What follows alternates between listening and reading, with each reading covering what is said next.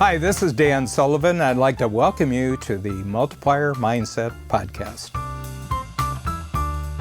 Hi, this is Dan Sullivan, and I want to talk to you about an entrepreneur who, because of his first hour in the Strategic Coach program, decided not to die in his 80s, but die at 143. So the very first hour in the Strategic Coach program, I asked the question, very first question, they've just settled in. It's 9 o'clock in the morning. It's their very first strategic coach workshop. And I say, can we get clear about something right away? I said, just write down, I have a form. And I say, in this box right here, just write down the age at which you plan to die. And everybody writes down their age. And then I take them through about a 20-minute thinking process. And on average, at the very least, they decide that whatever number they wrote down, they're going to actually add 25 years to it, and they're going to extend their life by another 25 years. That's the first thing. And the other thing they say, since I'm extending my life for another 25 years, I'm not going to retire. I'm going to take the business and be an entrepreneur, constantly growing, constantly creating new opportunity, constantly creating new capabilities until the day I die.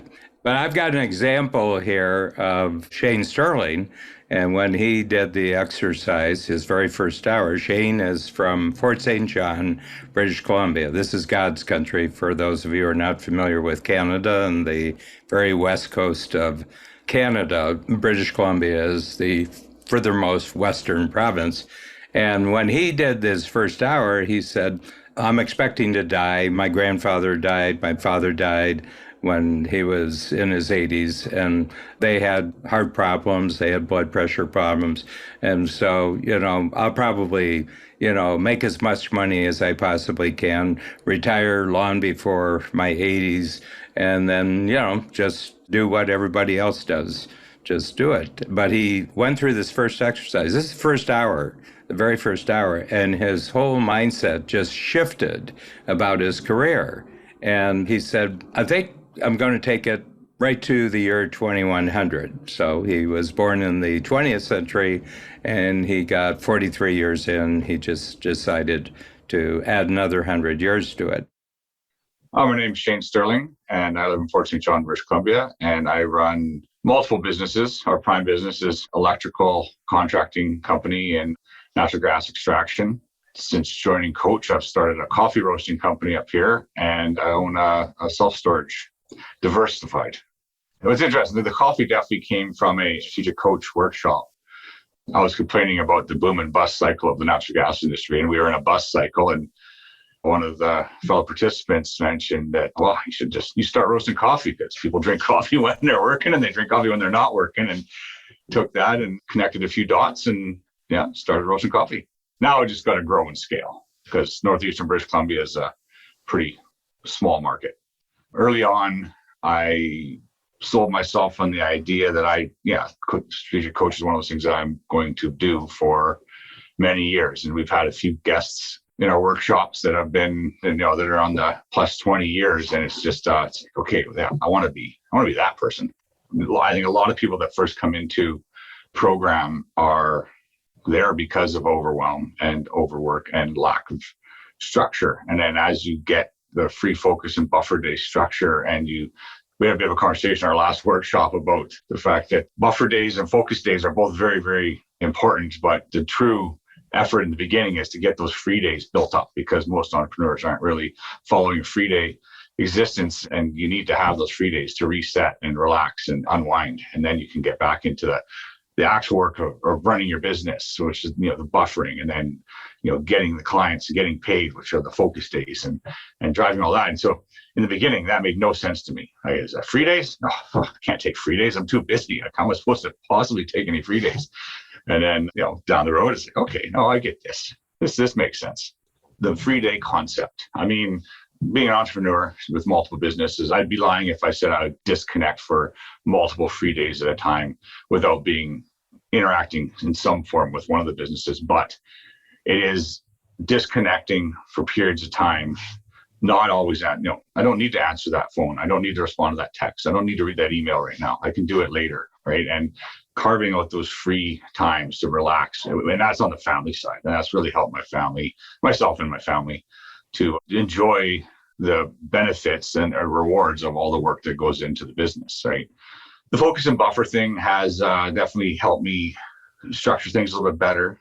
The unique ability, also a huge tool, because it really brings to light, do the things you're good at and delegate the ones that you are not so good at, and find the people that are unique in those areas and enjoy doing the things that, as an entrepreneur, I always, someone's got to do it. No one's going to like doing these spreadsheets. Who wants to do spreadsheets? Spreadsheets are horrible. Well, we have people in our organization now that just love spreadsheets. It's like giving them a prize. It's like, here, please build me this spreadsheet. And they're just happy. It's awesome. And again, so we built up team. And I guess that team, the whole team mentality is huge. Another piece, that solopreneur, rugged individualist, that kind of things with being a business owner. I was lucky. I am lucky. I have my brother as a business partner, and we get along as family. We don't get in too many scraps, so that's a good thing. But even the two of us, it's still so much to do. And as companies grew, we've had to bring in people to help us, where we've identified, it's okay, well, I don't like doing that. My brother doesn't like doing that. Okay, let's find someone who likes doing that. And it's been great. And then the lifetime extender is a big one that is introduced early on, kind of comes up. It came up a couple years later. And now, obviously with all the stuff with the lifetime extender program. And then there's the Abundance 360 stuff and the longevity stuff and the stuff that Genius Network talks about. And it's a big topic right now, and it's an important one. The passion for that's kind of growing as well, because in the beginning, I guess I was like everyone else. And it was like, I'm going to make a bunch of money and I'm going to retire and I'm going to spend all my money and then I'm going to die. That's the average summation of everyone's plan, right?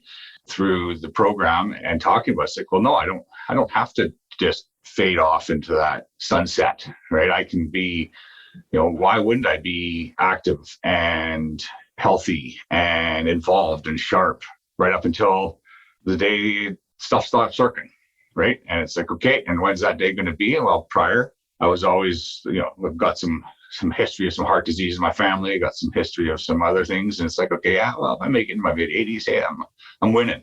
That's going to be a good day.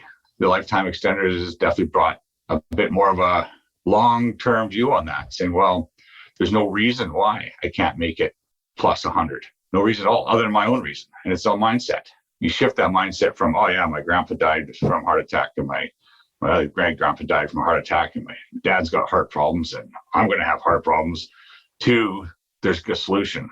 There's a way that I can extend my life. I can get around this heart problem thing. I just need to be proactive, not reactive. Putting a focus on working out and being healthy. Prior to the lifetime extender, I was working way too many hours and not doing anything for my health. I'm still working way too many hours, but in those hours, I carve out time to go and work out. I work out during the day. I have the advantage of being in an office. So, I'm able to go to the gym and keep the exercise going, get the sweat on, and also eating better, right? It's the difference of, hey, that burger and fries looks pretty good. Or now I can honestly say, oh, that salad looks really good too. I'm going to have the salad versus the burger and fries. Just making those conscious decisions that before I was just floating through life and, the burger's going to taste better, but I'm probably not going to live longer if I keep eating that hamburger, right? So just consciously making those choices every day. And then you become habit, and then it doesn't really matter. And in the business side of things, our prime business, electrical contracting business, is a second generation business already. My father started it, and we didn't really think at the time that it would become a third generation business. It was just too stressful. There's too much going on. Like, do I want children and my brother's children to buy into this craziness? But now it's like, especially with lifetime extender, saying, well, I can be involved.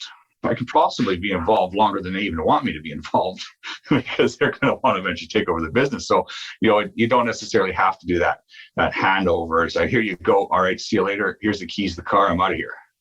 Right? I can now be, hey, well, all right, here you go. I'm going to help you out. I'll always be around, and I'll slowly move my way out of the picture, but I'll never be fully gone. And I think that changes the mindset there as well.